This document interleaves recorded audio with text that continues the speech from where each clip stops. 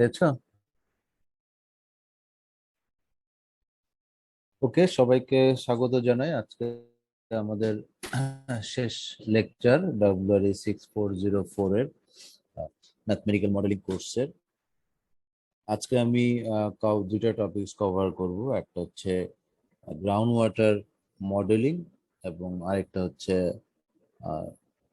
Deep learning technique বা artificial neural network modelling.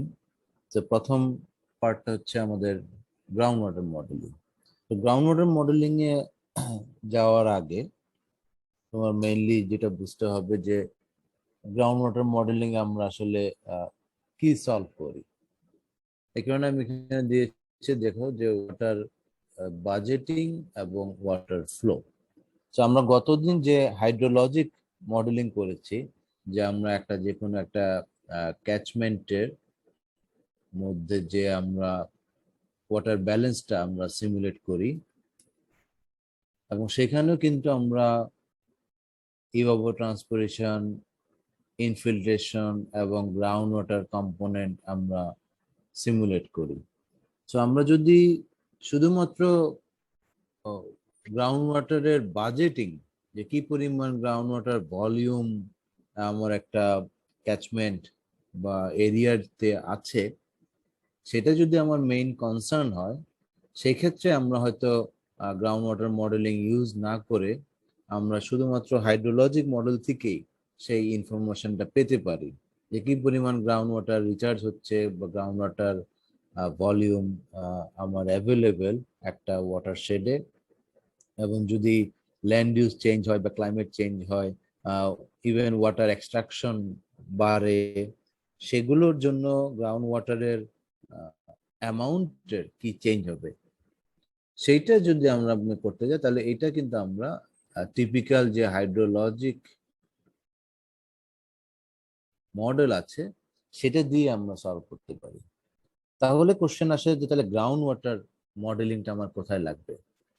আমরা যদি শুধু গ্রাউন্ড ওয়াটারের অ্যামাউন্ট এটাতে সন্তুষ্ট না থাকি, যদি আমাদের প্রয়োজন হয় যে না, আমার গ্রাউন্ড ওয়াটার ফ্লোটা কিরকম হচ্ছে, যে আমার আন্ডারগ্রাউন্ড যে সাবসারফেস তার ওয়াটার লেভেল কোথায়, ফ্লো ডিরেকশন কোথায়, কোন দিকে, এবং কি অ্যামাউন্ট ফ্লো হচ্ছে, এবং ফ্লো এর সাথে যদি আমার কোনো কন্টামিনেন্ট থাকে, সেই কন্টামিনেন্ট কিভাবে ডিসপার্স হচ্ছে, ফ্লো করছে, সেগুলো যদি আমাদের মেইন কনসার্ন হয়, তখন আমরা এই গ্রাউন্ড ওয়াটার মডেল সিমুলেশন আমরা ইউজ করি। তাহলে গ্রাউন্ড ওয়াটার মডেলিং এর মাধ্যমে আমরা মূলত সাবসারফেস যে ফ্লোটা, আমরা সারফেস ফ্লো আমরা সলভ করেছি সাইনভেরিয়েন্ট ইকুয়েশন দিয়ে, 1D 2D এবং 3 ডাইমেনশনাল ইকুয়েশন দিয়ে আমরা সারফেস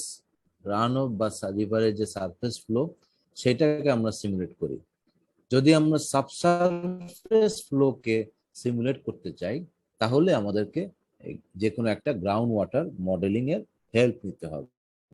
সো আমরা আজকের লেকচারে আমরা দেখব যে সেই গ্রাউন্ড ওয়াটার মডেলিং এ আমরা কি করি।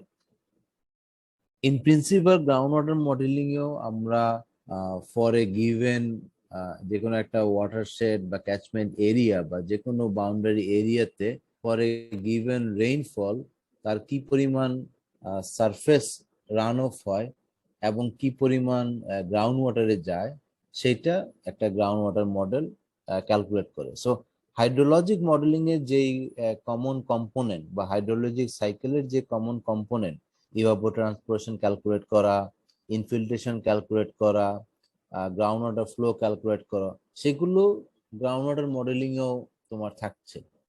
In addition, ground water model তোমাকে দেয় হলো subsurface flow behaviour, water level এবং ফ্লো ডাইরেকশন।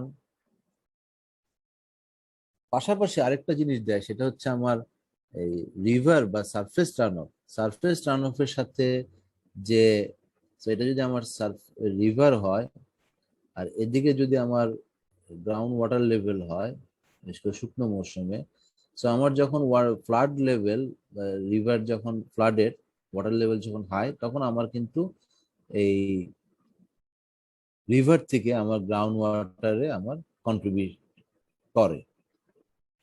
কিন্তু যখন আমার রিভারে ফ্লো কমে যায়, বাট স্টিল আমার গ্রাউন্ড ওয়াটার লেভেল আমার উপরে থাকে, তখন কিন্তু আমার গ্রাউন্ড ওয়াটার লেভেল থেকে বা গ্রাউন্ড ওয়াটার থেকে আমার সারফেসে বা রিভারে আমার একটা বেস ফ্লো হয়। তো এই যে ground water surface water interaction, এইটাও আমরা এই যে কোনো গ্রাউন্ড ওয়াটার মডেলিং দিয়ে একমাত্র আমরা এটা সলভ করতে পারি। সারফেস বা রিভার রান অফ, রিভার যে মডেলগুলো আছে, হাইড্রোলিক মডেল, হাইড্রোডাইনামিক মডেল বা মর্ফোলজি মডেল, সেখানে কিন্তু সারফেস ওয়াটার গ্রাউন্ড ওয়াটার ইন্টারাকশনটা নেই। ইভেন টিপিক্যাল হাইড্রোলজিক মডেলিংয়েও সেটা খুব বেশি থাকে না। আমরা মূলত গ্রাউন্ড ওয়াটার মডেলিং এর মাধ্যমে এই সারফেস ওয়াটার গ্রাউন্ড ওয়াটার ইন্টারাকশনটা আমরা সলভ করি। সো এগুলো হচ্ছে আমাদের গ্রাউন্ড ওয়াটার মডেলিং এর ইউজের পারপাস। এখন আমরা দেখি যে গ্রাউন্ড ওয়াটার ফ্লো সিমুলেশন আসলে আমরা কি করি। মূলত গ্রাউন্ড ওয়াটার বলতে আমরা যেটা বুঝি যে গ্রাউন্ডের মেইন যে যেখানে water level, ground water table যেখানে আছে, সেই যেখানে 100% স্যাচুরেটেড, সেটাকে আমরা বলি গ্রাউন্ড ওয়াটার টেবিল। তার উপরের জোনটা কিন্তু এটাকে আমরা বলি আনস্যাচুরেটেড জোন। সো এখানে কিন্তু ময়েশ্চার আছে, সয়েল ময়েশ্চার আছে, কিন্তু ইটস নট ফুললি স্যাচুরেটেড। এই জোনটাও খুব ইম্পর্টেন্ট, কারণ এই আনস্যাচুরেটেড জোনেই মূলত প্ল্যান্টের রুট গুলো থাকে, এবং রুট ওয়াটার মূলত এখান থেকে এক্সট্রাক্ট করে।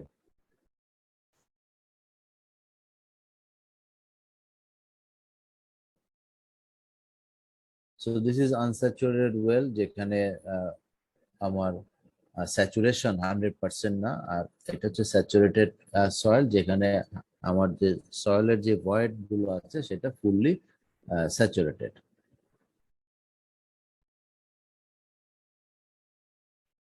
So we use groundwater modeling, যেটা বললাম, যে to simulate groundwater flow and to simulate contaminant transport in groundwater. In case of flow models, আমরা সলিউশন করি যে এক্স, ওয়াই, জেড এবং টি তে আমার ডেপথ বা water level is a function of x, three dimensional, এবং টাইমের সাথে কি চেঞ্জ হয়। আর যদি আমরা যখন ট্রান্সপোর্ট মডেল সলভ করি, তখন আমরা সি, একটা কন্টামিনেন্ট ট্রান্সপোর্ট, সেটাকে আমরা সিমুলেট করি। তো গ্রাউন্ড ওয়াটার ফ্লো মডেলিং এ আমাদের কমন যেই টার্ম গুলো, এগুলো তোমাদের জানতে হবে ডেফিনেশন গুলো। একটা হচ্ছে পারমিয়াবিলিটি, স্টোরেবিলিটি, হাইড্রোলিক কন্ডাক্টিভিটি এবং ট্রান্সমিসিভিটি। So permeability key is the measure of amount of flow through a rock or soil, sand, এটা একটা সয়েলের প্রপার্টিজ। মনে রাখতে হবে যে পারমিয়াবিলিটি হচ্ছে একটা সয়েল এর প্রপার্টিজ, আর স্টোরেবিলিটি হচ্ছে is the measure of the ability of an aquifer to store water. আমরা যে পরবর্তী দেখবো যে কনফাইন্ড অ্যাকুইফায়ার এবং আনকনফাইন্ড অ্যাকুইফায়ার আছে, যে সয়েলের পরে যে কি পরিমাণ ওয়াটার সে স্টোর করতে পারে, সেটা হচ্ছে মুখ্যত তার কি পরিমাণ ভয়েড অ্যাভেলেবল। সেখান থেকে আমরা বের করতে পারি যে একটা অ্যাকুইফায়ারে কি পরিমাণ ওয়াটার আসলে স্টোর করতে পারে। হাইড্রোলিক কন্ডাক্টিভিটি, এটা হচ্ছে আমার একটা অ্যাকুইফায়ারের এবং সয়েলের প্রপার্টি, যে একটা পোরাস মিডিয়ামের মধ্য দিয়ে কি পরিমাণ ওয়াটার বা অ্যামাউন্ট ফ্লো তোমার পাস করতে পারে, হাইড্রোলিক কন্ডাক্টিভিটি। এবং ট্রান্সমিসিভিটি হচ্ছে যে একটা অ্যাকুইফায়ারের মধ্য দিয়ে, এটা হচ্ছে কে টাইমস এম। তার মানে আমার যদি একটা, এটা যদি গ্রাউন্ড ওয়াটার হয় বা একটা অ্যাকুইফায়ার হয়, সো আনকনফাইন্ডের ক্ষেত্রে বা কনফাইন্ডের ক্ষেত্রে যদি আমরা দেখি, এটা যদি তার থিকনেস হয় এবং তার হাইড্রোলিক কন্ডাক্টিভিটি যদি কে হয়, তাহলে কে টাইমস এম হচ্ছে ট্রান্সমিসিভিটি। সো এটা একটা অ্যাকুইফায়ারের প্রপার্টিজ, যে অ্যাকুইফায়ারের মধ্য দিয়ে কি পরিমাণ ফ্লো পাস করতে পারে। So this is transmissivity. Transmissivity is k times m, আর স্টোরেজ কোফিশিয়েন্ট হচ্ছে storability times m or thickness, যে তাহলে আমরা বলতে পারি যে পুরো সয়েলের মধ্যে বা অ্যাকুইফারের মধ্যে কি পরিমাণ তার স্টোরেজ আমরা পাবো। ডার্সিস ল হচ্ছে মোস্ট ইম্পর্টেন্ট ল গ্রাউন্ড ওয়াটারের ক্ষেত্রে। এটা তোমরা ফ্লুইড মেকানিক্সও পড়ে এসেছো, যে v is functional to gradient. So gradient, die gradient হচ্ছে h by die l উঠাই, এই প্রপোর্শনালি কোএফিসিয়েন্ট যদি উঠাই তাহলে আমাদের একটা প্যারামিটার বা কোএফিসিয়েন্ট আনতে হয়, সেটা কে ও হাইড্রোলিক কন্ডাক্টিভিটি। সেখান থেকে আমরা q equal to pi v times area, that means area times k time dh by dl. Dl হচ্ছে আমরা গ্রাউন্ড, এটা যদি ওয়াটার লেভেল একটা লোকেশনে তার যে হেড ডিফারেন্স, তার যে পিজিওমেট্রিক হেড, সেটার যে ডিফারেন্স, সেই সো এটা হচ্ছে লেন্থ ডিএল, আর এটা হচ্ছে আমার delta H. So hydraulic gradient হচ্ছে ডিএইচ বাই ডিএল, এবং velocity is function of or proportional to this gradient. Gradient যত বেশি হবে তত আমার ভেলোসিটি তত বেশি হবে বা ফ্লো তত বেশি হবে, এবং অলসো ফাংশন অফ কে, যে হাইড্রোলিক কন্ডাক্টিভিটি তার যত বেশি হবে তত বেশি তার ফ্লো হবে। সো এই ডার্সিস ল মনে রাখতে হবে যে ডার্সিস ল কোন কন্ডিশনের জন্য ভ্যালিড, সেটা হচ্ছে যখন তার Reynolds number is less than equal to 1, তার মানে আমাদের লেমিনার ফ্লো। আমরা জানি যে রেনল্ডস নাম্বার যদি লেস দেন 1 হয় তাহলে সেটাকে আমরা এই ক্ষেত্রে এটা হচ্ছে লিনিয়ার। এই যে u equal to k dx by dx, এটা একটা লিনিয়ার ফাংশন, যেখানে এই কে টা হচ্ছে তোমার স্লোপটা হচ্ছে কে, এবং এইটা ভ্যালিড হচ্ছে এই কন্ডিশনের জন্য, এটা মনে রাখবো। আর যদি এর বেশি হয় ফ্লো, তাহলে কিন্তু আর এই ডার্সিস লটা ভ্যালিড না। তার মানে আমার গ্রাউন্ড ওয়াটারের কোন ক্ষেত্রে এই মোস্ট অফ দ্য টাইম যে গ্রাউন্ড ওয়াটারের ক্ষেত্রে ভেলোসিটি এত কম থাকে, ফ্লো ভেলোসিটি এত কম থাকে, যে টিপিক্যালি গ্রাউন্ড ওয়াটার ফ্লোতে রেনল্ডস নাম্বার লেস দেন 1 হয়ে থাকে। নেক্সট যে ইম্পর্টেন্ট, আমরা কন্ডিশনে ভ্যালিড, তার মানে আমরা গ্রাউন্ড ওয়াটার ফ্লো আমরা কখন আমরা আসলে অ্যাপ্লাই করব। সো এখানে ডিফারেন্ট স্কেল আছে। সো ডার্সিস ল ভ্যালিড হচ্ছে এই স্কেলে। তার মানে আমরা যদি ইন্ডিভিজুয়াল অনেকগুলো সয়েল দেখি, সয়েল পোরাস মিডিয়ামটাকে বলি, এই পুরো পোরাস মিডিয়ামের মধ্য দিয়ে যে আমার এভারেজ যে ফ্লো ভেলোসিটি অথবা কিউ, এই যখন আমরা আমাদের অবজেক্ট যখন হচ্ছে সেইটাকে সিমুলেট করা, সেই ক্ষেত্রে হচ্ছে আমার এই ডার্সিস ল অ্যাপ্লিকেবল, এবং সেই ক্ষেত্রে আমরা এই ডার্সিস ল ইকুয়েশন ইউজ করে আমরা যে গ্রাউন্ড ওয়াটার ইকুয়েশন আমরা পাচ্ছি, সেটাকে আমরা ইউজ করতে পারবো। কিন্তু যদি আমার হয় যে এই পোরাস মিডিয়ার মধ্য দিয়ে ইন্ডিভিজুয়াল যে ফ্লো গুলো হচ্ছে, সেই ফ্লো কিভাবে ডিস্ট্রিবিউটেড এবং ফ্লো কিভাবে বিহেভ করে, সেটা যদি আমরা সলভ করি, তখন কিন্তু আমাদেরকে, কারণ তখন এই ইন্ডিভিজুয়াল গ্রেইন গুলোর এগেনস্টে যে শিয়ার স্ট্রেস,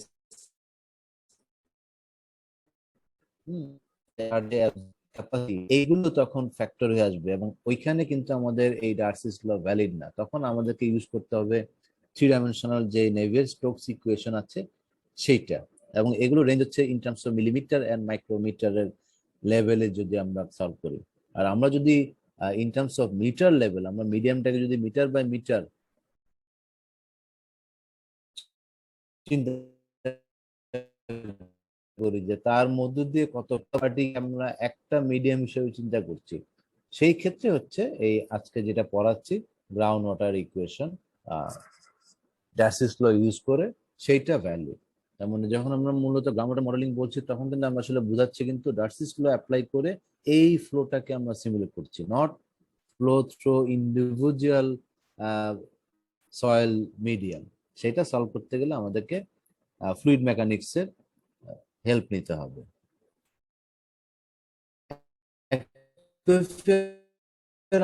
আমাদের কি কি টাইপের একুইফায়ার, একটা হচ্ছে আনকনফাইন্ড একুইফায়ার। কনফাইন্ড একুইফায়ার কি, যেটা তোমার একুইফায়ারের আপে এবং বটমে দুই ক্ষেত্রেই যদি একটা ইম্পারভিয়াস লেয়ার দিয়ে সেপারেট করা থাকে, সেই ক্ষেত্রে এটা বলা হয় কনফাইন্ড অ্যাকুইফায়ার। এবং কনফাইন্ড অ্যাকুইফায়ারের ক্ষেত্রে তোমার প্রিজমেট্রিক হেড, তোমার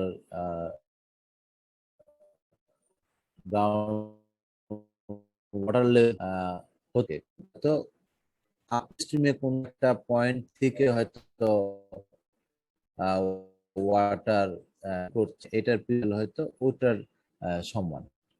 আনকনফাইন্ড একুইফায়ার হচ্ছে যে আমার শুধু নিচে একটা ইম্পারভিয়াস লেয়ার আছে, তার তার উপরের পুরা পোরাস মিডিয়ামটাই হচ্ছে আসলে অ্যাকুইফায়ার হিসেবে কাজ করছে, এবং এই ক্ষেত্রে প্রিজমেট্রিক হেড ওয়াটার লেভেলের সাথেই কোইনসাইড করবে, এবং এটাকে বলা হয় আমরা আনকনফাইন্ড অ্যাকুইফায়ার।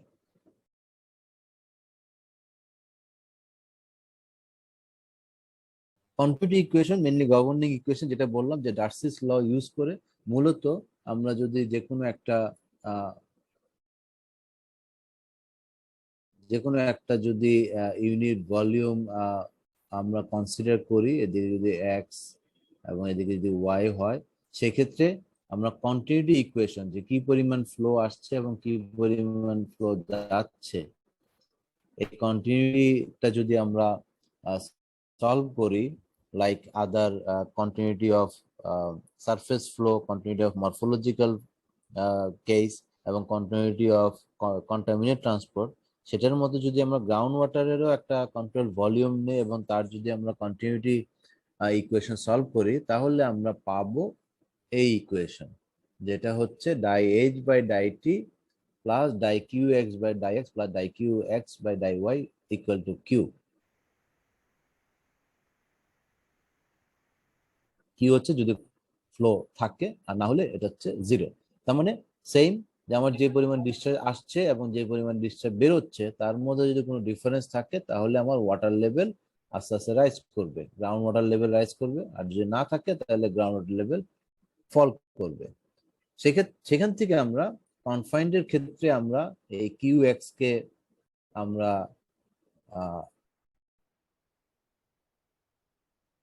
এইভাবে রিপ্রেজেন্ট করতে পারি, এবং আমরা কিউএক্স কে কিউএক্স ইকুয়াল টু আগের মতো, আমরা কিউএক্স মানে হচ্ছে এম ইন্টু ইউ, এবং ইউ হচ্ছে আমার K times die h by die x. তো এটা চলে আসতেছে এখানে, আর ওয়াই এর ক্ষেত্রে হচ্ছে K y by die h by die y. তো সেখান থেকে আমরা এই ইকুয়েশনটা পেতে পারি ফর কনফাইন্ড অ্যাকুইফায়ার। আর আনকনফাইন্ড অ্যাকুইফায়ার ক্ষেত্রে যেহেতু আমাদের এই এম বা থিকনেসটা হচ্ছে এইচ, আর বাকিগুলো সেম। সো এটা হচ্ছে আমার কনফাইন্ডের ক্ষেত্রে কন্টিনিউটি ইকুয়েশন এবং আনকনফাইন্ডের ক্ষেত্রে কন্টিনিউশন। এটাই মূলত গ্রাউন্ড ওয়াটার ইকুয়েশন। এটা একটা পার্শিয়াল ডিফারেনশিয়াল ইকুয়েশন, তোমরা দেখছো যে প্যারাবোলিক টাইপ, যে এখানে সেকেন্ড অর্ডার এবং die h by die t. So parabolic type বা ডিফিউশন টাইপ ইকুয়েশনে তোমরা নেচার জানো। তো আমরা যদি এটাকে সলভ করি, যেমন যদি আমরা স্টেডি স্টেট যাই, যে স্টেট জিরো, তখন equation becomes like this. So this equation are second order parabolic type, এবং এটা যদি আমরা সলভ করতে যাই তাহলে আমাদের দুইটা বাউন্ডারি কন্ডিশন দিতে হয়, এবং আমরা টিপিক্যাল বা ফাইনাইট এলিমেন্ট বা ফাইনাইট ভলিউম ম্যাথমেটিক্যাল মেথড যেগুলো তোমরা কভার করে আসছো, সেগুলো ইউজ করে আমরা সলভ করতে পারি। এটার যেমন অ্যানালিটিক্যাল সলিউশন যদি আমরা দেখি, এবং এটা অ্যানালিটিক্যাল সলিউশনের জন্য আমরা যদি এক্স ওয়াই কে যদি আমরা কাটি যাই, মানে এস এবং আর হচ্ছে রেডিয়াস, তাহলে এই ইকুয়েশনটা এই ইকুয়েশনে চলে আসে, যেখানে আমরা শুধু এর জন্য সলভ করতে পারি। এইটার একটা অ্যানালিটিক্যাল সলিউশন আছে যেটাকে বলা হয় থিস ইকুয়েশন। এবং তার মানে হচ্ছে যে এই পয়েন্টে এটা হচ্ছে ড্র ডাউন, যে এখানে যদি আমরা পাম্প করি, কিউ রেটে যদি ফ্লো পাম্প করি, তাহলে ওয়াটার লেভেল আমরা কি হবে, যে পয়েন্টে পাম্প করছি সেই পয়েন্টে আমার হচ্ছে ম্যাক্সিমাম ড্র ডাউন, এবং এভরিওয়্যার ওয়াটার লেভেলে সেটা মার্চ করবে। সো এইটাই এই থিজেন ইকুয়েশন থেকে আমরা পেয়ে থাকি। যদি আমরা নিউমেরিক্যালি সেম জিনিসটাকে সলভ করি, এটা draw down for different condition, এটা তোমরা বইয়ে পাবে। বাট নিউমেরিক্যালি যদি আমরা এই জিনিসটাকে সলভ করি, যে আমরা যে সিলিন্ড্রিক্যাল কোঅর্ডিনেটটা আছে সেটাকে যদি আমরা নিয়ে যদি এই সেকেন্ড অর্ডারটাকে যদি আমরা সেন্ট্রাল ডিফারেন্স স্কিমে সলভ করি, এবং ডাইএইচ বাই ডাইআরকে যদি আমরা সেন্ট্রাল ডিফারেন্স সলভ করি, তাহলে আমরা একটা এই ধরনের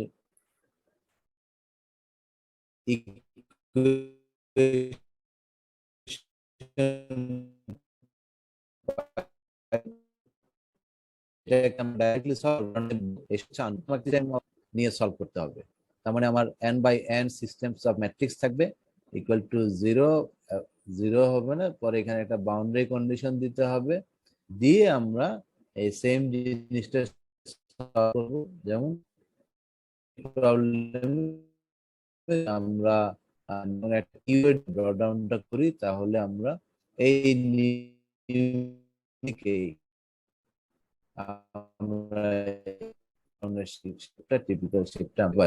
আমরা যদি 2D ফ্লো প্রবলেমে যাই, এবং এটা হচ্ছে ভার্টিক্যাল 2D, তার মানে আমার এদিকে হচ্ছে এক্স, এদিকে হচ্ছে ওয়াই।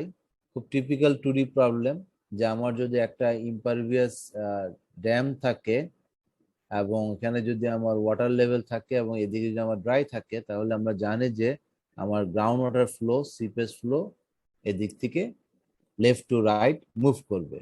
এটাকে যদি আমরা এক্স এবং জেড এর সাপেক্ষে সলভ করতে যাই, তোমরা নর্মালি আমরা ফ্লো নেট মেথড দিয়ে করি, আর নিউমেরিক্যালি আমরা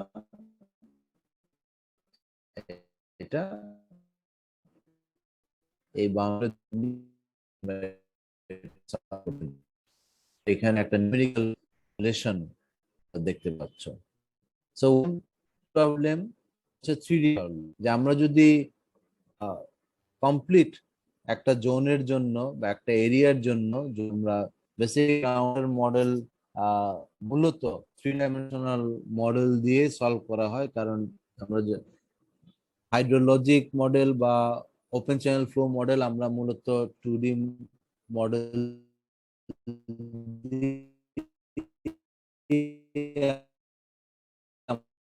হয়ে যায়। আমার ভার্টিক্যাল নিয়ে আসা লাগে, না হলে আমি এই বিভিন্ন লেয়ারে গ্রাউন্ড ওয়াটার লেভেল কত, এটা যদি আমরা সলভ করতে যাই, তাহলে আমাদের আসলে গ্রাউন্ড ওয়াটার যেহেতু 3D মডেল, এই জন্য গ্রাউন্ড ওয়াটার মডেলে বেশি তোমরা না। যেহেতু 3 dimension model, model set up complex, প্রচুর ডাটার দরকার হয়। আমার 2জন স্টুডেন্ট নিয়ে কাজ করছে, এবং আমি এই গ্রাউন্ড ওয়াটার মডেল এটার জন্য আমরা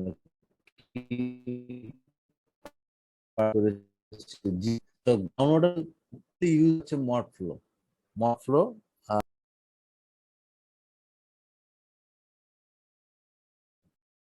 কমার্স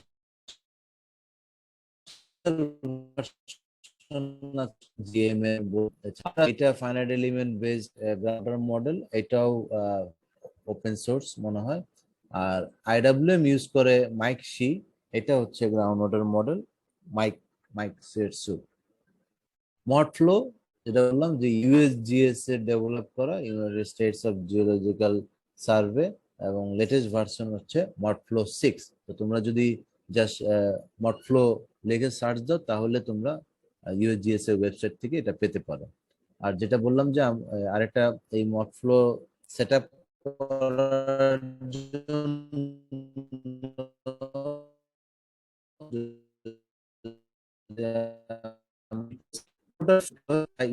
জিআইএস থেকে মেশ জেনারেশন, এইটা একটা প্রি প্রসেসিং টুল দিয়ে আমরা করে থাকি। জিএমএস, এটা আমার কাছে পারচেস করা লাইসেন্স আছে, ground water modelling systems aquavia.com। এদের ওয়েবসাইটে গেলে এদের প্রচুর টিউটোরিয়াল আছে, লার্নিং এ গেলে এদের এই টিউটোরিয়াল গুলো দেখে ইজিলি এটা ডেভেলপ করা যায়। মডফ্লো আবার ডিফারেন্ট ভার্সন আছে। কমন ভার্সন যে মেথড, এটি হচ্ছে বেস একদম 88 থেকে 2000 2005 পর্যন্ত এটা আছে। এরপরে আসছে হলো ইউএসজি আনস্ট্রাকচার গ্রিড। আনস্ট্রাকচার গ্রিডের সুবিধা যে আমার যে কোনো লোকাল রিফাইনমেন্ট গুলো করা যায়। এছাড়া ফাইনাইট মডফ্লো এলজিআর, যেটা হচ্ছে গ্রাউন্ড ওয়াটার এলজিআর হচ্ছে লোকাল গ্রিড রিফাইনমেন্ট। সো এটা ফাইনাইট ডিফারেন্স, কিন্তু এটা লোকাল গ্রিড করা যায়।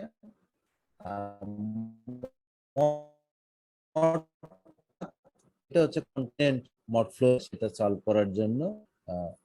তো একটা কেস স্টাডি আমি দেখাচ্ছি, যেটা মূলত মডফ্লো ইউজ করে ঢাকা সিটির গ্রাউন্ড ওয়াটার একটা স্টাডি করা হয়। তো আমরা সকলে জানি যে ঢাকা শহরের গ্রাউন্ড ওয়াটার এভরি ইয়ার তোমার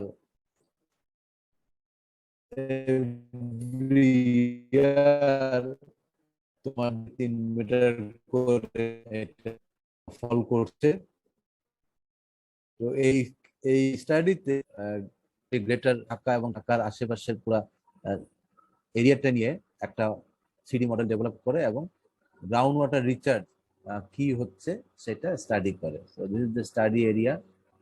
এবং ডিফারেন্ট লোকেশনে, একটা হচ্ছে ঢাকা সিটি এবং আরেকটা হচ্ছে আউটসাইড অফ ঢাকা সিটি। তো দেখা যায় ঢাকা সিটিতে ground water level every year কি পরিমাণ ডিপ্লিট হচ্ছে, এটা অলরেডি -65 এর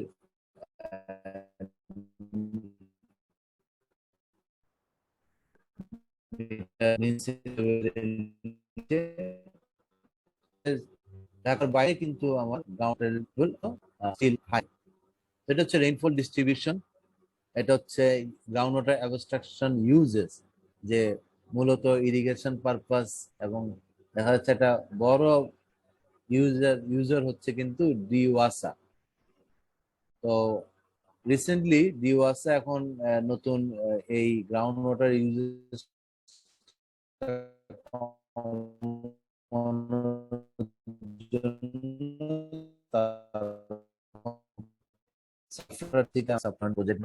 ওরা এখন যেটা হচ্ছে যে সারফেস ওয়াটার মাত্র 23% আর 70% এর অ্যাবাভ হচ্ছে গ্রাউন্ড ওয়াটার। ওদের টার্গেট হচ্ছে বাই 2030 এটাকে রিভার্স করা, মানে ওনলি 20 to 30% ওরা গ্রাউন্ড ওয়াটার ইউজ করবে আর 70% ওরা সারফেস ওয়াটার ইউজ করবে। এটা ঢাকার দুই ডিরেকশনে, লঙ্গিচুয়াল এবং ইস্ট ওয়েস্ট ডিরেকশনের লিথোলজিক্যাল বা অ্যাকুইফায়ারের ইনফরমেশন। মূলত এই অ্যাকুইফায়ারটা থেকে আমাদের অ্যাবস্ট্রাক্ট হয়। ওকে, সো এখানে একটা আপার অ্যাকুইফায়ার, মিডল অ্যাকুইফায়ার, এটা হচ্ছে একদম লোয়ার অ্যাকুইফায়ার। এটা হচ্ছে মেইন মডেল এরিয়াটা এবং গ্রিড গুলো দেখতে পাচ্ছ, এটা মডফ্লো দিয়ে ডেভেলপ করা। তো তারা স্টেডি স্টেট এবং আনস্টেডি স্টেট দুইটাই রান করে এবং করে ডিফারেন্ট ড্রাই সিজনে কি অবস্থা এবং ওয়েট সিজনে কি অবস্থা। ড্রাই সিজনে তোমার এটা -35 to 37 পর্যন্ত চলে যায়, আর ওয়েট সিজনে এটা -30 to 33। তার মানে কি পরিমাণ রিচার্জ হচ্ছে সেটা আমরা এখান থেকে স্টাডি করে মডেল থেকে বের করতে পারি।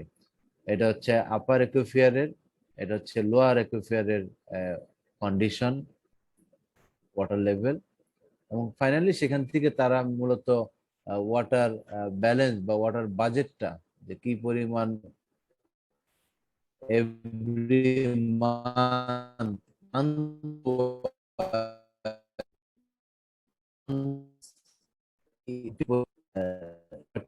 ফাইনালি কি পরিমাণ তোমার স্টোরেজ আউট হচ্ছে, হ্যাঁ, রিচার্জ হচ্ছে, সেই জিনিসগুলো তারা এখানে সলভ করে। সো এটা জাস্ট একটা কেস স্টাডি দেখালাম। তোমরা নিজেরাও যদি মডফ্লো দিয়ে সার্চ দাও তাহলে দেশের বাইরে এবং দেশের মধ্যে সিমিলার টাইপের অনেক স্টাডি পেতে পারো।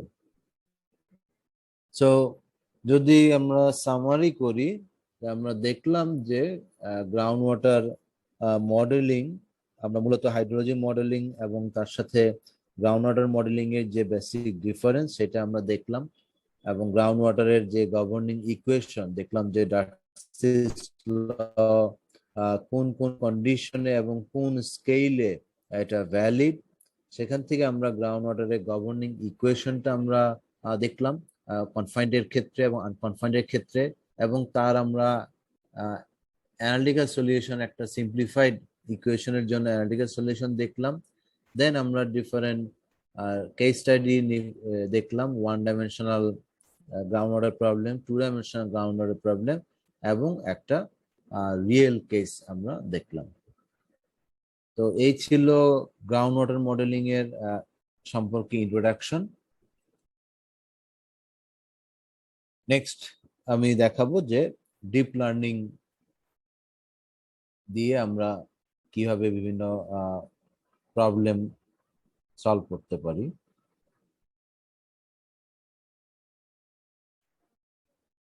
ওকে, সবাইকে স্বাগত জানাই। আমি এই লেকচারে এখানে আমি কভার করব যে আর্টিফিশিয়াল নিউরাল নেটওয়ার্ক বা ডিপ লার্নিং ইউজ করে আমরা কিভাবে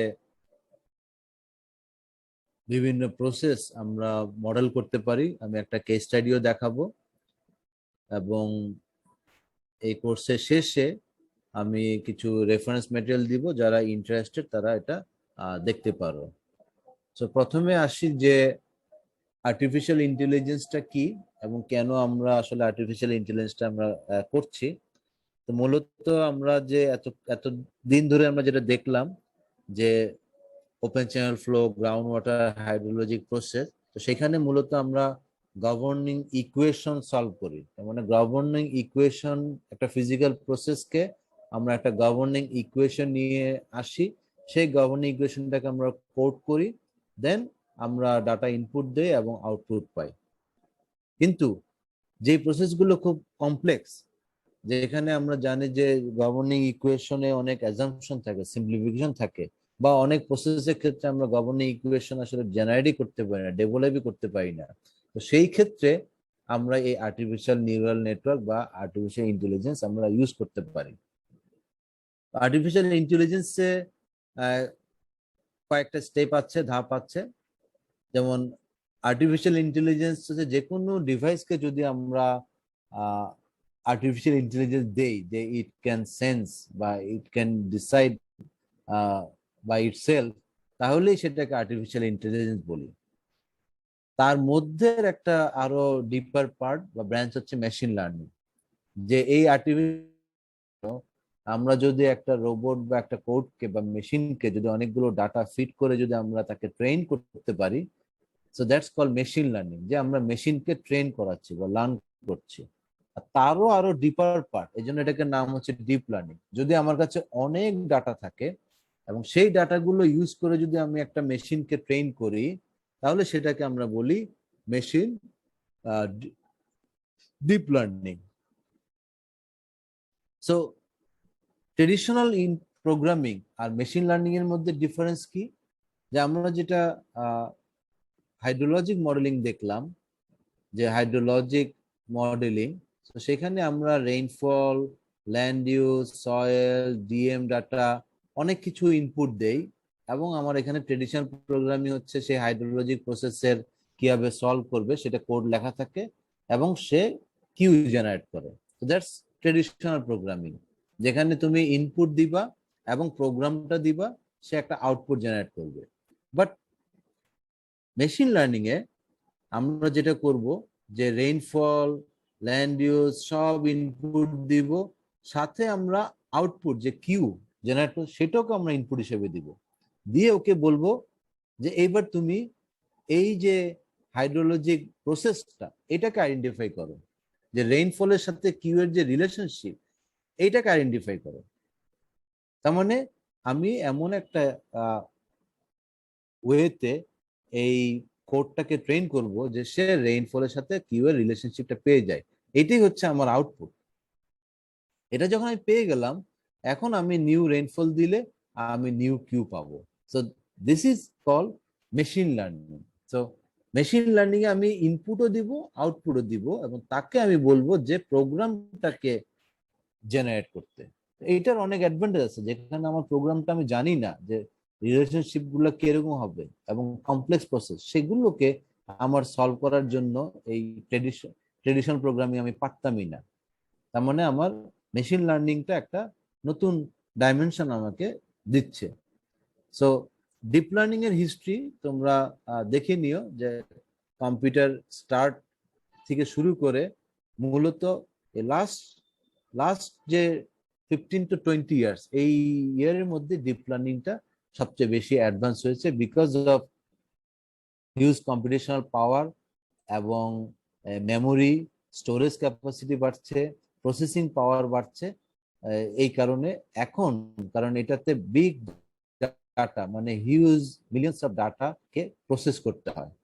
তো আমরা যদি দেখি যে আর্টিফিশিয়াল নিউরাল নেটওয়ার্ক কেন নাম দেওয়া হয়েছে, because this is similar to human neural network. Human neural network যেভাবে প্রসেস করে, যে আমাদের অসংখ্য বিলিয়ন্স অফ নিউরন আছে আমাদের ব্রেইনে, এবং নিউরন গুলো তারা একটা আরেকটার সাথে কানেক্টেড, এবং থ্রু কেমিক্যাল প্রসেস এই নিউরন গুলো প্রসেস করে, মেমোরি স্টোর করে এবং ডাটা প্রসেস করে। তো এটা হচ্ছে একটা হিউম্যান নিউরন। এবং এই নিউরন কি করে, সে বিভিন্ন তার সেন্সর মাধ্যমে, আমাদের চোখ, কান, নাক এর মাধ্যমে সে ডাটা ইনপুট নেয়, নিয়ে সেটা প্রসেস করে সে এই তার ডিসিশনটা সে কনভে করে আমাদের বিভিন্ন নার্ভের মাধ্যমে, এবং আমাদের হাত, পা বা মোটর নিউরন যেগুলো আছে সেগুলো সেটাকে এক্সিকিউট করে। এখানেও সিমিলার, যে একটা artificial neural network similarly different source থেকে সে ইনপুট নেবে, নিয়ে সে আউটপুট জেনারেট করবে। এই সিমিলারিটিসটার জন্যই এটাকে বলা হয় artificial neural network. So complex artificial neural network হচ্ছে অনেকগুলো নিউরন থাকতে পারে, লাইক আমাদের ব্রেইনের মতো। আমরা যদি অনেকগুলো নিবে এবং আউটপুট করবো, যে ওকে ব্রেইন যেভাবে কাজ করে মনে হয় কম্পিউটারও এভাবে সিমিলারলি কাজ করে। তো প্রোগ্রামের কাজ হচ্ছে এই যে হিডেন নিউরনের যে রিলেশনশিপ, এই প্রত্যেকটা হাত মানে হচ্ছে রিলেশনশিপ। সো ও চেষ্টা করবে এই ইনপুটের সাথে আউটপুটের ম্যাচ করার জন্য এই যে পাথটা, রিলেশনশিপটা, এটাকে এস্টাবলিশ করতে। এর অ্যাডভান্টেজ কি, বিউটিটা কি, যত কমপ্লেক্স প্রবলেমই হোক, ও বেসিক্যালি ইনপুটের সাথে আউটপুটের জন্য নির্দিষ্ট এই যে নিউরাল কানেকশনটা, সে শুধু সেটাকে এস্টাবলিশ করে। একবার যখন এস্টাবলিশ হয়ে যায়, তখন তুমি যে ইনপুট দিবা সে আউটপুট দিবে। সো লাইক আমাদের ব্রেইনে দেখো যে তোমার চোখ কিভাবে বুঝে যে এটা একটা আপেল, এটা একটা ব্যানানা। কারণ তুমি যদি কখনো জিনিসটা না দেখে থাকো, ব্রেনে যদি তোমার সেই ইমেজটা না থাকে, তাহলে তুমি বুঝবা না। তুমি অনেকগুলো ইমেজ দিয়ে ছোটবেলার থেকে এগুলো দেখে দেখে শিখতে শিখতে তুমি কিন্তু জানো। দেখা যায় বয়স হলে যখন মানুষের আলজাইমার হয়, তখন একজন মানুষের ফেস দেখি কিন্তু নামটা মনে করতে পারি না। কারণ হচ্ছে আমি চোখ দিয়ে দেখলাম, কিন্তু ব্রেনে যে আমার যেই নিউরন গুলো পপ আপ করার কথা, যে ওকে ও ও হচ্ছে এই, সেটা যখন হবে না, তখন মানে আমার মেমোরিটা লস হচ্ছে। সো এই কনসেপ্টটা ইউজ করেই আর্টিফিশিয়াল নিউরাল নেটওয়ার্ক কাজ করছে। এবং আর্টিফিশিয়াল নিউরাল নেটওয়ার্কের অ্যাপ্লিকেশন হিউজ। আমরা বায়োলজিতে এখন প্রচুর ইউজ হচ্ছে, e commerce, auto driving, automation, domestic robots, ফাইন্যান্সে, stock prediction, manufacture, health care, Google translation, হ্যাঁ, এগ্রিকালচার, সবখানে এখন তোমার ডিপ লার্নিং ছাড়া আসলে চিন্তা করা যায় না। ফর এক্সাম্পল, যে গুগলের প্রেডিকশন, গুগল এআই ইউজ করে ক্যান্সার সেল ডিটেকশন, গুগল বা কম্পিউটার ভিশন, যে কম্পিউটার তোমার একটা অবজেক্ট দেখতে পারে মানুষের মতোই, সেই ভিশনটা দেওয়া। তুমি যে মোবাইল বা ল্যাপটপে তোমার তোমার ফেস রিকগনিশন যে ক্যাপাসিটি আছে, এগুলো সবই ডিপ লার্নিং দিয়ে ডেভেলপ করা। অটোমেটিক বা সেলফ ড্রিভেন কার, এখন গুগলের কার, টেলসার কার, এগুলো তোমার এখন এআই দিয়ে ইউজ করা। দেন রেকমেন্ডেড সিস্টেম, যে ফেসবুক, ইউটিউব, অ্যামাজন, দারাজ, এখানে তোমাকে যে একটা জিনিস কিনলে তোমাকে আরেকটা সিমিলার টাইপের প্রোডাক্ট তোমাকে রেকমেন্ড করে, একটা মুভি দেখলে সিমিলার টাইপ প্রোডাক্ট করে, এগুলো সবই এই এআই বা ডিপ লার্নিং ইউজ করে করা। অ্যাডভার্সারিয়াল নেটওয়ার্ক, যে এই ইমেজগুলো দেখো, যে দেখলে মনে হবে যে একদম রিয়েল ইমেজ, বাট আসলে এগুলো সবগুলো ফেক ইমেজ। হ্যাঁ, সিমিলারলি ফেক ভিডিও তোমরা দেখতে পারো, যেমন এই ইমেজটা হচ্ছে এর উপরে এর যেই ফেসিয়াল এক্সপ্রেশন, এটা দিয়ে এই ইমেজটা বানাচ্ছে, দেখলে মনে হবে যে এক্স্যাক্টলি সেম। এগুলো হচ্ছে ডিপ লার্নিং টেকনিক ইউজ করে। রোবোটিক্স, অটোমেশন, এখন এই অ্যামাজনের সবকিছু অটোমেটেডলি বক্স গুলো মুভ করে। তোমার দূর থেকে এখন সার্জারি করা হয় রোবোটিক আর্ম ইউজ করে। এগুলো আস্তে আস্তে অটোমেশন হচ্ছে। তো mathematical formulation of A neuron কি? খুব সিম্পল। বেসিক্যালি আমরা বলি যে ওয়াই ইজ ইকুয়াল টু, যে ওয়াই হচ্ছে আমার output, is function of something, say bias plus summation of x I W I, মানে আমার যে ইনপুট গুলা তার সাথে ওয়েটেড, এই যে ইনপুট, এই ইনপুট গুলো প্রত্যেকটার ওয়েট W1, W2, W, আমি যদি বলি যে আমার ওয়াই হচ্ছে একটা আউটপুট, ওয়াই হচ্ছে আমার x1 W1 plus x2 W2 plus x3 W3 plus একটা কনস্ট্যান্ট, বা আমরা এটাকে বলি বায়াস, যে কোনো কারণে যদি এগুলো দিয়ে না ফিট করে, তার সাথে এই বায়াসটা যোগ হয়। এটাই হচ্ছে আমার খুব সিম্পল কনসেপ্ট। কিন্তু তার মানে আমরা বের করব কি, এই x1 x2 x3 তো আমার গিভেন, আমার বের করতে হবে W1 W2 WN কি। তার মানে এই y এর সাথে কি W1 1, এটা কি 0, এটা কি 0.1, মানে এই y এর সাথে কার রিলেশনশিপ কত, এই W1 W2 W3 through trial end process, এটাকে বলা হয় ট্রেনিং। আমরা অনেকগুলো, এটাকে যদি আমরা সিম্পল দেখলাম, আমরা যদি কমপ্লেক্সে যাই, তার মানে অনেকগুলো ইনপুট নিচ্ছি, এরকম অনেকগুলো আউটপুট হচ্ছে, এবং অনেকগুলো কানেকশন হচ্ছে, একটা একটার সাথে কানেকশন থাকতে পারে। মাঝখানে যদি আমরা আরো লেয়ার অ্যাড করি, এটা হচ্ছে একটা লেয়ার, এরকম যদি আরো একাধিক লেয়ার ইউজ করি, তার মানে এ যে এর সাথে কানেক্টেড, এরা সবাই সবার সাথে কানেক্টেড, এ আবার সবার সাথে কানেক্টেড, যে আবার তিনটা আউটপুট হচ্ছে, এ আবার সবার সাথে কানেক্টেড, যে ফাইনালি আমার আউটপুট হচ্ছে, সেটা আউটপুট 1, আউটপুট 2, আউটপুট 3। এখন এই ইনপুটের জন্য, এই আউটপুট জেনারেট করার জন্য, এই যে ইন্টারনাল যে ডব্লিউ গুলো আছে, এগুলোকে যদি আমরা সামহাউ অ্যাডজাস্ট করতে পারি through thousands of or millions of trial, তাহলে আমরা পেয়ে গেলাম আমাদের ট্রেইনড প্রোগ্রাম।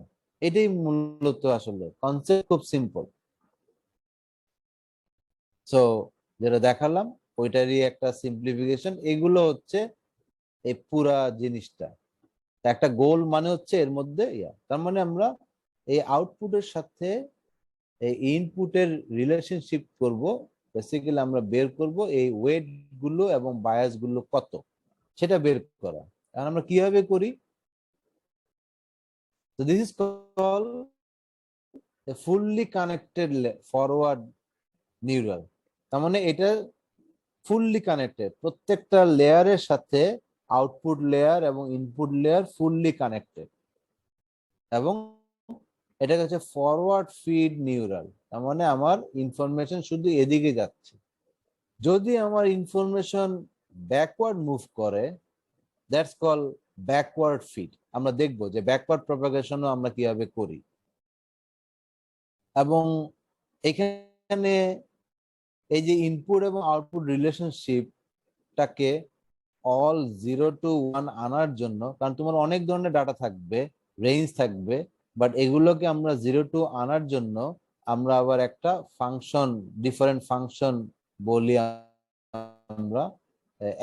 অ্যাক্টিভেশন ফাংশনের কাজ হচ্ছে সব ডাটাগুলোকে কলাপস করে 0 to 1 বা -1 to 1 এর মধ্যে নিয়ে আসা। তার মানে যাই ভ্যালু হবে সবই 0 to 1, 0.1, 0.2, 0.3, একের বেশি হবে না।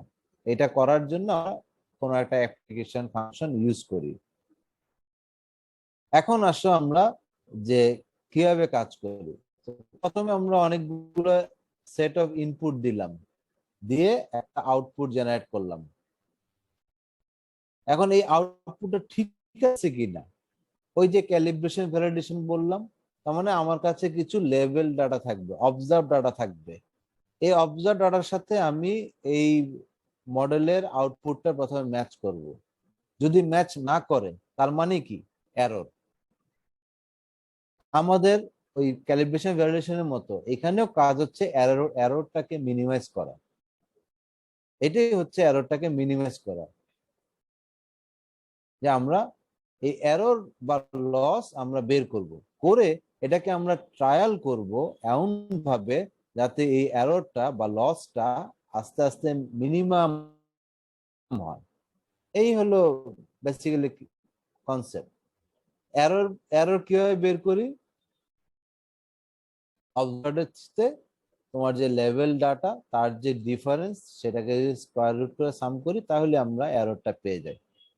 তো ব্যাক প্রপাগেশন অফ এরর, আমরা যদি এররটাকে যদি আমরা ব্যাক প্রপাগেট করাই, করায় যদি আমরা এই প্রত্যেকটা ওয়েটকে কারেক্ট করি এমন ভাবে যাতে আবার যখন ইনপুট দিব তখন আউটপুটে আমার এই এররটা আর না থাকে। তো this is call back propagation of error. এর কিছু টেকনিক আছে।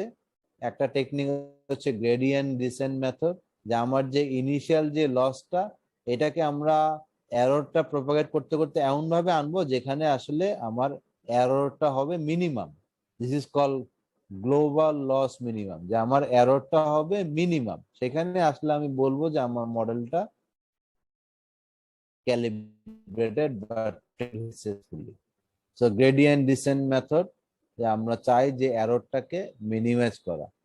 তো এই এরর মিনিমাইজ করার জন্য যেই মেথডটা ইউজ করা হয়, যে লার্নিং রেট, যে লার্নিং রেটটা আস্তে কমায়ে আমাদের ট্রেন করাতে হয়। যদি বেশি হাই হয়ে যায় তাহলে দেখা যাবে যে এটা ওই অসিলেশনের মতো, সেম নিউমেরিক্যাল মডেল যেরকম কাজ করে নিউমেরিক্যাল মডেল সেরকম কাজ করে। গ্লোবাল মিনিমাম, লোকাল মিনিমাম কিছু আছে, এগুলো তোমরা দেখে নিও। But summary, deep neural network consists of input of layers, output of layers, and multiple hidden layers. Forward feed networks consist of bias, weights, and activation function. Then estimation of loss and cost and calculation of loss and cost for all weights through gradient descent and break propagation algorithm. And local minima and should handle by controlling learning rate. আমরা কি রেটে এটাকে train করব সেটা। Forward feed and back propagation আর continued until global minima has been reach. আমরা যখন finally global মিনিমামে যখন আমরা যে ডাটা সেট নিয়ে কাজ করব সবসময় ডাটা সেটকে আমরা 3/4 আমরা রাখি, 3/4 ইউজ করা হয় ট্রেনিং এর জন্য এবং বাকি কাজ ইউজ করা হয় ভ্যালিডেশনের জন্য। যখন আমার ট্রেন হয়ে গেল তখন আমি বাকি সেট অফ ডাটা দিয়ে আমি দেখবো যে আমার মডেলটা সেম জিনিসটাকে প্রডিউস করতে পারে কিনা। সো ট্রেনিংটা আমাদের অনেকটা ক্যালিব্রেশনের মতো, ম্যাথমেটিক্যাল মডেলের, আর এইটা হচ্ছে ভ্যালিডেশনের মতো। যে একবার যখন আমার মডেলটা ক্যালিব্রেট হয়ে গেল, ক্যালিব্রেশনের সময় আমি বিভিন্ন প্যারামিটার টিউন করব, এটাকে আমরা বলি ট্রেনিং। আর যখন একবার ক্যালিব্রেশন হয়ে গেল তখন আবার কিছু ইনপুট দিয়ে আউটপুটটা জেনারেট করব, দিয়ে আমরা চেক করব, যে ভ্যালিডেট করব। যদি ট্রেনিং এবং ভ্যালিডেশন সাকসেসফুল হয় তখন আমরা বলবো যে এই মডেলটা রেডি। মেশিন লার্নিং এর কিছু এখন আমি কমন টার্ম আমি ইউজ করব বা শেখাবো, এগুলো তোমাদের বিভিন্ন সময় লাগবে। একটা হচ্ছে সুপারভাইজ লার্নিং, আর একটা হচ্ছে আনসুপারভাইজ লার্নিং, আর একটা হচ্ছে রেইনফোর্সমেন্ট লার্নিং। এই তিনটা হচ্ছে মেশিন লার্নিং এর বা ডিপ লার্নিং এর common concept. So different terminologies যেগুলো তোমাদের জানা থাকলে ভালো। সুপারভাইজ লার্নিং হচ্ছে যে আমার ডাটাগুলো লেভেল, তার মানে আমার নোন যে আমার এগুলো হচ্ছে ক্লাসিফাইড ডাটা। আমি জানি যে এটা হচ্ছে টম, এটা হচ্ছে জেরি, এটা হচ্ছে জেরি। সো আমার যদি ক্লাসিফাইড করা থাকে, data known or classified problem, তার মানে আমার ডাটাগুলো লেভেল থাকে, যেটা আপেল, এটা কমলা, হ্যাঁ, এইগুলো লেভেল। সেগুলোকে আমরা যদি ট্রেন করি, that's call supervise learning. Supervise মানে হচ্ছে ডাটাগুলো সব লেভেল করে। ওকে, যেমন cancer cell detection, stock prediction, এগুলোতে আমরা সুপারভাইজ লার্নিং ইউজ করি। আনসুপারভাইজ লার্নিং যে ডাটাগুলোতে কোনো লেভেল নাই, হ্যাঁ, তুমি যখন গুগল করো তখন অনেক টাইপের তুমি ইনফরমেশন পাও। তুমি যখন একটা কিওয়ার্ড দিয়ে সার্চ করো, যত নিউজ আছে সবগুলো তুমি পাও, কিন্তু তুমি কিন্তু সবগুলো নিউজের ক্লাস্টার গুলো তুমি দেখতে পারো। So it's call also clustering problem. তার মানে আমার এই ডাটাগুলো আছে, ডাটাগুলো গিভেন, এখন আমি মেশিনকে বললাম যে ফাইন ক্লাসিফিকেশন। ও যেগুলো এক গ্রুপে পড়বে সেগুলোকে একদিকে রাখবে, যেগুলো আরেক গ্রুপে পড়বে সেগুলোকে আরেক দিকে রাখবে, রেখে ক্লাস্টার করবে। তো আনসুপারভাইজড লার্নিং হচ্ছে আমার কাছে অনেক ডাটা আছে, বা ডাটাগুলো লেভেল না, ডাটাগুলো কি ধরনের সেগুলো বলা নাই, সেটাকে যদি আমরা ট্রেন করতে চাই তাহলে আমরা আনসুপারভাইজ লার্নিং এই কনসেপ্টটা ইউজ করি। So this is called supervise learning, যেখানে আমার ডাটা অলরেডি ক্লাস্টার্ড, সরি, এই সুপারভাইজ লার্নিং যেখানে ডাটা অলরেডি লেভেল, যে এইগুলো হচ্ছে ক্লাস 1, এগুলো ক্লাস 2। তখন আমি আননোন গুলোর থেকে ফেলে আমি বলতে পারি যে এগুলো যেগুলো ক্লাস 1 এর কাছে পড়ছে সেগুলো ক্লাস 1, আর এখানে যেগুলো পড়ছে সেগুলো ক্লাস 2। আর যখন আমার কাছে এই লেভেল ইনফরমেশনটা নাই, তখন আমি জাস্ট সিস্টেমে প্লাগ করব, করে আসলে আমি বলবো যে এগুলো একটা একটা টাইপ, এগুলো আরেকটা টাইপ। আমি বলতে পারবো না যে কোনটা কোন type. Reinforcement learning, special type of machine learning algorithm. It's kind of based on reinforcement or by reward. তার মানে তুমি যদি একটা অ্যানিমেলকে যদি ট্রেন করতে যাও, তার মানে তাকে ট্রেন করতে গেলে তুমি তাকে কিছু রিওয়ার্ড দিতে পারো, যে ওকে তুমি যদি এই কাজটা করো তাহলে you will get a reward. So আমি যখন একজনকে কথা বলা শিখাবো, একটা তোতা পাখি বা ইয়াকে, ও যদি কথা বলতে পারে, বেশি যাবে। ইভেন আমাদের কিন্তু এই ব্রেইনে যে আমরা কিভাবে এত বেশি অ্যাডিকটিভ, কারণ আমাদের ব্রেইনে ডোপামিন লেভেলটা ইনক্রিজ হয়, we feel good. So that's kind of call reinforcement learning, যেখানে এনভায়রনমেন্ট এজেন্টকে রিইনফোর্সমেন্ট করে, তার উপরে এজেন্ট আবার এনভায়রনমেন্টকে ইনফ্লুয়েন্স করে। সো আমরা পরবর্তী দেখবো যে রিইনফোর্সমেন্ট লার্নিং কোথায় অ্যাপ্লিকেবল হতে পারে। যেমন এই যে রিইনফোর্সমেন্ট লার্নিং হচ্ছে আমাদের যে সেলফ ড্রিভেন কার, সেইখানে মূলত এই রিইনফোর্সমেন্ট লার্নিং গুলো আমরা ইউজ করি। এটা যে আলফাগো, যে গুগল ডিপ মাইন্ড ইউজ করে, এই গেমটা এত কমপ্লেক্স যে এটা যদি আমি ট্রেডিশনাল অল দ্য অপশনস চিন্তা করে আমি যদি এই গেমটাকে সলভ করতে যাই, তাহলে এটা ইম্পসিবল টু সলভ। সেই ক্ষেত্রে এটা এই সে অনেকগুলো গেম খেলে সেখান থেকে সে রিওয়ার্ড করে সে এই মডেলটা ডেভেলপ করে। এটার উপর একটা ইউটিউবে তোমরা আলফাগো লিখে সার্চ দিলে এটা একটা ডকুমেন্টারি পাবা, যে আলফাগোর পুরো হিস্ট্রিটা, এটা ডেভেলপমেন্টটা। রিকারেন্ট নিউরাল নেটওয়ার্ক, সো এটা হচ্ছে যদি আমার একটা টাইম সিরিজ থাকে, time series of data, satellite ইমেজের অনেকগুলো ডাটা, কিভাবে আমার ব্যাংক কিউরেশন চেঞ্জ হচ্ছে, কিভাবে আমার মরফ্লো চেঞ্জ হচ্ছে, তার মানে এইটা এটার ইনপুট, এটা এটার ইনপুট, এটা এটা ইনপুট। সো আমার যদি একটা মডেল আরেকটাতে ইনপুট হিসেবে কাজ করে, তখন আমরা এই রিকারেন্ট নিউরাল নেটওয়ার্ক ইউজ করি, যে একটা নিউরন থেকে আমরা সিস্টেম নিয়ে সেটা আবার আরেকটা নিউরালে আমরা ফিট করি। কনভলিউশন নিউরাল নেটওয়ার্ক, এটা একটা ইমেজ প্রসেসিং এর জন্য খুব কমন এখন টুল, যে এই আমার এই পুরো ডাটাটাকে যদি আমি প্রসেস করতে যাই, আমি এটাকে অ্যাজ ইট ইজ দেখতে পারি, অথবা একে আমরা বিভিন্ন ফিল্টার দিয়ে আগে কনভলিউশন করে নিতে পারি, যে বিভিন্ন ফিল্টারের মাধ্যমে এর শুধুমাত্র হয়তো শেপটাকে আমরা আইডেন্টিফাই করতে পারি, আরেকটা ফিল্টার দিয়ে শুধুমাত্র তার কন্ট্রাস্টটা দেখতে পারি, আরেকটা ফিল্টার দিয়ে তার শুধুমাত্র চোখগুলো আইডেন্টিফাই করতে পারি। সো মোট কথা কনভলিউশন মিনস হচ্ছে ডিফারেন্ট ফিল্টার ইউজ করা। ফিল্টার ইউজ করে সেম ইনফরমেশনকে আমি অনেকভাবে দেখতে পারি। তুমি যদি একটা সেম ইমেজকে লাল চশমা দিয়ে দেখো এক ধরনের দেখবা, হলুদ কালারের চশমা দিয়ে দেখলে তুমি আরেক ধরনের দেখবা। তার মানে ডিফারেন্ট ফিল্টার ইউজ করে আমি যদি এই প্রসেস ইমেজটাকে যদি ডিফারেন্ট ডাটাতে কনভার্ট করি, তাহলে আমার অ্যালগোরিদম বা অবজেক্ট আইডেন্টিফিকেশনটা ইজিয়ার হয়। সো নর্মালি গুগল ভিশন, যেগুলো কম্পিউটার ভিশন, সেখানে এই কনভলিউশনটা ইউজ করা হয়। Variational auto encoder, auto encoder বা ডিকোডার মানে হচ্ছে যে আমি এই ইনপুট যা পাই, এটা হাই রেজুলেশন ইমেজকে আমি চাইলে লোয়ার রেজুলেশনে নিয়ে আসতে পারি, আবার অপোজিটটাও করতে পারি, লোয়ার রেজুলেশনকে আমি চাইলে হাই রেজুলেশনে ডিকোড করতে পারি। সো ইটস কল এনকোডার এবং decoder.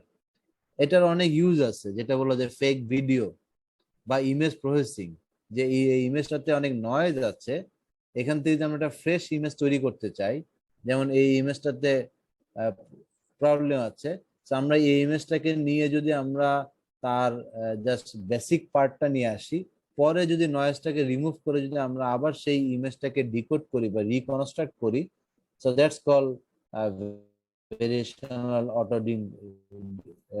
Encoder and decoder. Similar যেটা বললাম অ্যাডভার্সাল নেটওয়ার্ক, ওই ইমেলে প্রথমে এনকোড করবে, করে এর সাথে আবার নয়েজ অ্যাড, নয়েজ করে তুমি আবার ডিকোড করবা, তো তোমার একটা নতুন ইমেজ তৈরি হয়ে যাবে, যেটা দেখলা যে এই এনকোডার ডিকোডার ইউজ করে এটা দিয়ে ফেক ভিডিও বা ফেক ইমেজ তৈরি করতে পারে। যে কোনো মেশিন লার্নিং বা ডিপ লার্নিং যদি শিখতে যাই, তাহলে প্রথম যেটা হ্যালো ওয়ার্ল্ড বলে, যে হ্যান্ড রাইটিং ডিটেক্ট করা। যদি এই মেশিন লার্নিং শিখতে যাও, প্রথম যে কোডটা তোমাকে শিখাবে সেটা হচ্ছে যে কিভাবে তোমার কম্পিউটার একটা হ্যান্ড রাইটিং, কারণ হ্যান্ড রাইটিং তো খুব কমপ্লেক্স, অনেক ধরনের 1 2 3 লেখা আসতে পারে। তো এটা, এবং মেশিন লার্নিং শিখতে গেলে তোমার হিউজ ডাটা, লেভেল ডাটা লাগবে। তো সুবিধা হচ্ছে যে এই ধরনের ডাটা সেট অলরেডি অ্যাভেলেবল। তার মধ্যে একটা কমন ডাটা সেট হচ্ছে MNIST data, modified national institute of standards and technology. ওদের এরকম 28 বাই 28 পিক্সেলের 70,000 এই ধরনের ইমেজ অলরেডি দেওয়া আছে। আর এক্সটেন্ডেড এমনিস্ট যে ডাটাবেস, সেখানে 2,80,000 এই ধরনের ইমেজ দেওয়া আছে। Then CIFAR 10, Canadian institute for advanced research, তাদের ইমেজ এরকম ইমেজ লেভেল করা আছে, এরকম 60,000 ইমেজ তোমার লেভেল করা আছে, যেটা দিয়ে তুমি এই ডাটা সেট গুলো ফ্রিলি ইউজ করতে পারো। ল্যাঙ্গুয়েজ, কমন ল্যাঙ্গুয়েজ হচ্ছে পাইথন। কেউ যদি পাইথন জানো, তাহলে পাইথনের দিয়ে তুমি এই পাইটর্চ আছে, পাইথনের একটা লাইব্রেরি, যেটা দিয়ে খুব ইজিলি এই মেশিন লার্নিং শেখা যায়। এছাড়া আছে টেনসর ফ্লো এবং গুগলের আছে কোল্যাব। কোল্যাব হচ্ছে গুগলের, টেনসর ফ্লো মনে হয় ফেসবুক ইয়ে করে, আর পাইথন পাইটর্চ হচ্ছে কমন। সবগুলো ওপেন সোর্স, যে কেউ ইউজ করতে পারো। কেউ যদি এই আমি যা বললাম এগুলো সম্পর্কে যদি আরো ডিটেল জানতে চাও, তাহলে অ্যান্ড্রিউ গ্লেসনারের তোমার একটা লেকচার সিরিজ আছে, এই ইউটিউবে তোমরা পাবা, ইউটিউবে ফ্রি। এছাড়া এমআইটির একটা কোর্স আছে, ইন্ট্রোডাকশন টু ডিপ লার্নিং, সেখানে তোমরা এগুলো সম্পর্কে ডিটেল জানতে পারবা। আর প্রফেসর অ্যান্ড্রিউ এনজি স্ট্যানফোর্ড ইউনিভার্সিটির, ওনার একটা লেকচার আছে, সেখানেও তোমরা এটা জানতে পারবা। প্লাস এই যে বইটার কথা বললাম, এই বইটার মাধ্যমেও তোমরা কেউ যদি ইন্টারেস্টেড থাকো ফার্দার ইয়ার জন্য তোমরা দেখতে পারো, জানতে পারো। এখন আমি যেটা দেখাবো যে রিসেন্টলি আমরা ওয়াটার রিসোর্স ডিপার্টমেন্টে আমরা একটা প্রজেক্ট করি। এই ওয়াটার রিসোর্সের ক্ষেত্রে বাংলাদেশে for the first time deep learning use করে আমরা bank erosion, river bank erosion আমরা প্রেডিক্ট করতে চেষ্টা করি, ট্রাই করি। কারণ আমরা জানি যে ব্যাংক ইরোশন চাইলে আমরা মরফোলজিক্যাল মডেল দিয়ে আমরা সিমুলেট করে কিন্তু আমরা ব্যাংক ইরোশন প্রেডিক্ট করতে পারি, যেটা আইডব্লিউএম করে মাইক 21 ইয়ার দিয়ে। বাট আমি যেহেতু ম্যাথমেটিক্যাল মডেলিং সম্পর্কে জানি, এবং দেখলাম যে মরফোলজি মডেলে এত আনসার্টেনিটি, এবং সেই আনসার্টেনিটি দিয়ে আমাদের যমুনা রিভার এত হাইলি তোমার ডাইনামিক, যে এক বছরে তোমার 50% বার চ্যানেল চেঞ্জ হয়ে যায় এক বছরের মধ্যে। এরকম একটা ডাইনামিক মডেল এই রিভারকে ম্যাথমেটিক্যাল মডেলিং এর মাধ্যমে সিমুলেট করা, প্রেডিক্ট করা, তার উপরে এটার সাথে মরফোলজি তো হলো, তারপরে হচ্ছে ব্যাংক ইরোশন, সেটা যদি আমি করতে চাই, দেখলাম যে এটা খুব ডিফিকাল্ট একটা জব এবং ইম্পসিবল একটা জব, যে মডেল আসলে সেভাবে পারে না। তখন আমরা চিন্তা করলাম যে how about using this deep learning technique, আমরা যদি মেশিন লার্নিং টেকনিক ইউজ করি, করে আমরা কোনোভাবে এটা করতে পারি কিনা। সুমিত,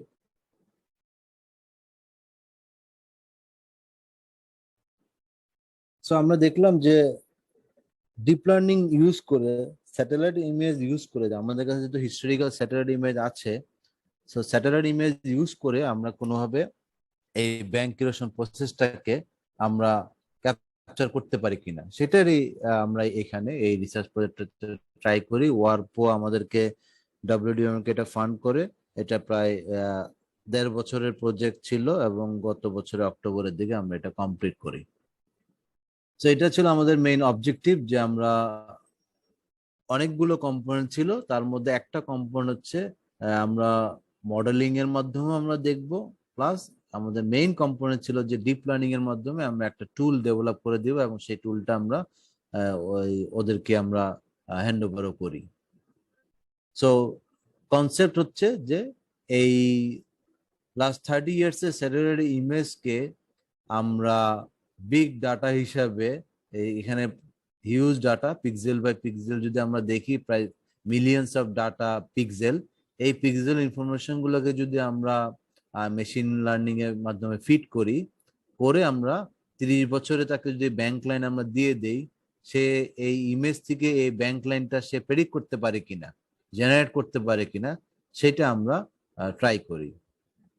এর মধ্যে কিছু চ্যালেঞ্জ ছিল, যে অনেকগুলো ইমেজের ক্ষেত্রে কিছু নয়েজ থাকে, সেগুলো আমরা প্রি প্রসেস করি।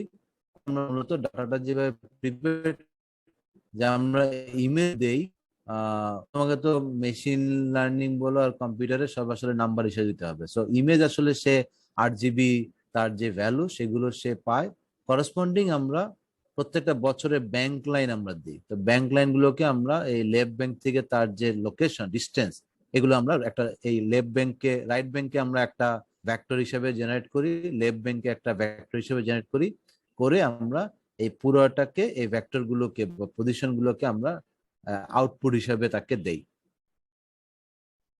সো এই হলো যে এখান থেকে এত পিক্সেলে আমার লেফট ব্যাংক, এখান থেকে পিক্সেলে হচ্ছে লেফট ব্যাংক আর এটা হচ্ছে রাইট ব্যাংক। এই ডাটাগুলো আমরা দেই। প্রথমে আমরা ডাটাগুলোকে লেভেল করি। 30 বছরের ব্যাংক লাইনগুলোকে আমরা এইভাবে লেভেল করি। এগুলো আমার ইনপুট এবং এগুলো আমার আউটপুট। তো এটা হচ্ছে মডেল আর্কিটেকচার। আমরা যেটা করি যে 30 বছর ডাটা নিয়ে কাজ করি, কিন্তু মেশিন যেটা করে প্রতি 4 বছরে সে ইমেজগুলোকে ইনপুট হিসেবে নেয়, নিয়ে ইমেজগুলোকে সে প্রসেস করে, তার সাথে ওই পরের 4 বছরের লাইনগুলোকে সে ইনপুট নেয়, নিয়ে সে এই প্রথম বছরের সে 90 সে ইমেজ এবং 90 লাইন নিয়ে সে 91 লাইন প্রেডিক্ট করে। আবার এর 91 ইমেজ এবং 91 লাইন নিয়ে সে 92 লাইন প্রেডিক্ট করে।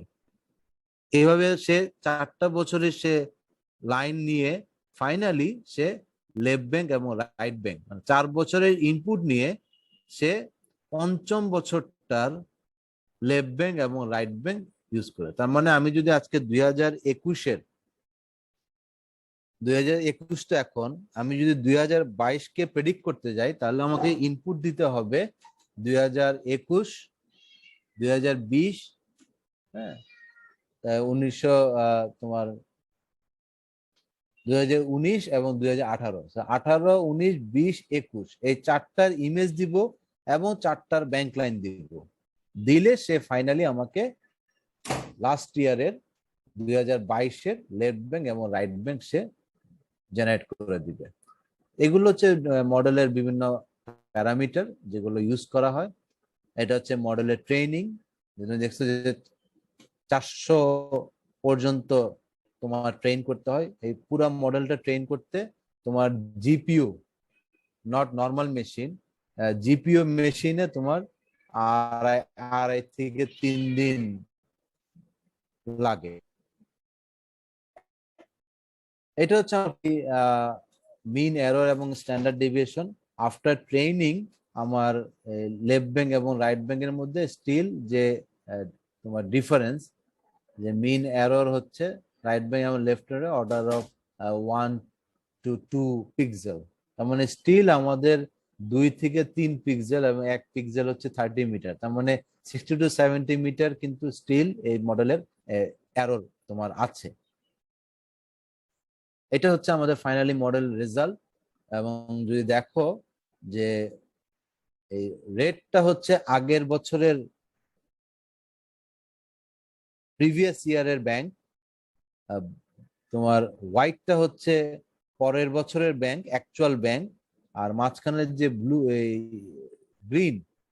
গ্রিন কালারটা হচ্ছে মডেল থেকে প্রেডিক্ট করা। তার মানে এখান থেকে এখানে এটা 2020 মানে হচ্ছে 2020 সালের অ্যাকচুয়াল ব্যাংক, এটা হচ্ছে 2019 সালের ব্যাংক। তার মানে 19 থেকে 20-এ এই ব্যাংক ইরোশন হয়েছে, আর মডেল প্রেডিক্ট করেছে যে এইটা। তো বেশিরভাগ ক্ষেত্রেই তোমরা দেখো যে মডেল অ্যাটলিস্ট লেফট ব্যাংকে 1, 2, 3, 4 চারটা লোকেশনে তোমার হাইলি ইরোড হয়েছে এবং সেই ইরোশনটা মডেল প্রেডিক্ট করতে পেরেছে। যদিও অ্যামাউন্ট, যে এক্সাক্ট যে অ্যামাউন্ট, যে কত প্রেডিকশন, সেটা অ্যাকুরেটলি সব ক্ষেত্রে করতে পারে নাই। বাট আমাদের এখানে মেইন টার্গেট দুইটাই ছিল, যে ওকে করতে পারে, আর না পারলে অ্যাটলিস্ট এখানে ব্যাংক ইরোশন হবে কিনা সেই ইভেন্টটা সে অ্যাটলিস্ট প্রেডিক্ট করতে পারে কিনা। সেটা হচ্ছে 2020-এর, এটা হচ্ছে 2019-এর রেজাল্ট।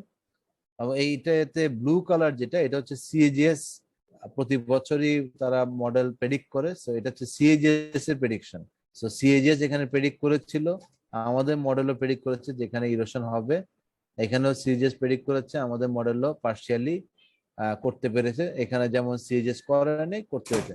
সিএজিএস যে সমস্যা, সিএজিএস 2-3টা লোকেশনে একমাত্র ওরা প্রতি বছর, ওদের 3-4টা লোকেশনে ওরা শুধুমাত্র করতে পারে না, করে।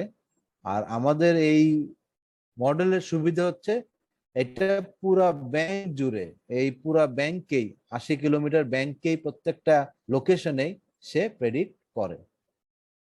এটা হচ্ছে 2018।